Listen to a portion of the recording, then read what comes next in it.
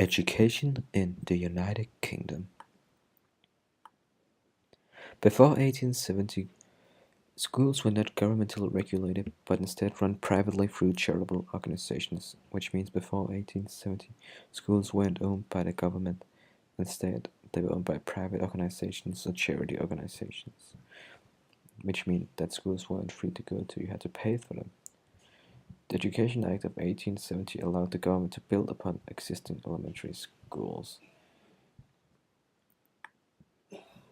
Government was allowed As of 1902, the government was allowed to build its own secondary schools. Secondary schools are also known as high schools around most countries.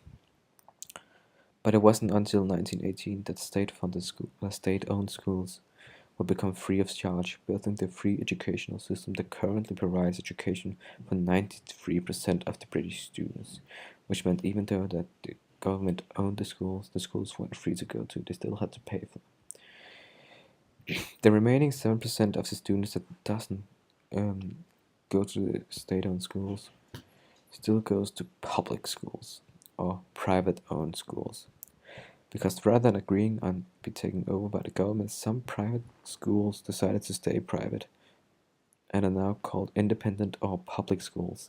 Yeah, it's a little weird, but in the United Kingdom, the private-owned schools are called public schools or independent schools. So private schools equals public schools. Yeah. In the year 1988, the British had an education reform that applied to all state schools, but this didn't apply to the public schools because they didn't have to follow the education reform. And this is the major difference between public schools and state schools. But though the public schools are still closely monitored by Office of Standards and Education, the Office for Standards and Education, OSE, and the Child Service and Skills, CSS. They have to make sure that the schools are working properly and the children are learning what they are supposed to learn.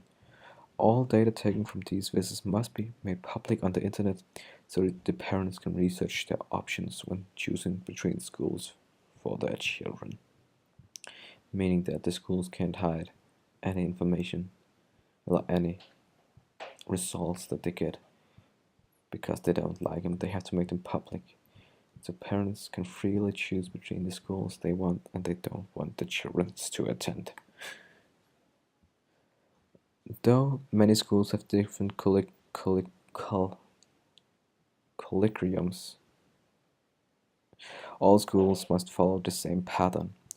The stages of British education is being made up of 5 key stages. The first key stage consists of the foundation years, which are very similar to kindergarten and preschool. They go from year 1 to year 2. Next is key stage 2, which is from year 3 till year 6. Key stage 2 consists of the rest of the elementary school years. Key stage 3 consists of years 7 to 8. This is during the middle school years and also the beginning of secondary school. Key stage 4, as of the Education Bill of 1972, all students must finish all schooling up until this point. Key stage 5. Key stage 5 is not obligatory. You do not have to go through years 12 and 13, but most students decide to. But to go through Key Stage 5, one must pass the General Certificate of Secondary Education, also known as the GCSE, which is a very hard, long test that covers 5 subjects, but for some universities it has to cover up to 8 subjects. The only requirements for the subjects are English, science, and math. The rest can be chosen. And yeah, you only have one shot at this test. You can't redo it afterwards, and it's a quite important test because it determines the rest of your future. After this test, students can choose to either go through a educational or a vocational path. The educational path leads to 2 more years of schooling, whereas the vocational would be going out and getting a job. Key stage 5 is where students can really aim for the job they want, and really they do that through the right subjects they want for the job, and also getting them at the right difficulties, so they learn what they have to know to get the job, their dream job.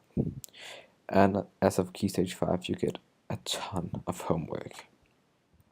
After Key Stage 5, students can choose their own destiny, whether that is getting a job or going to college. They can choose freely for themselves.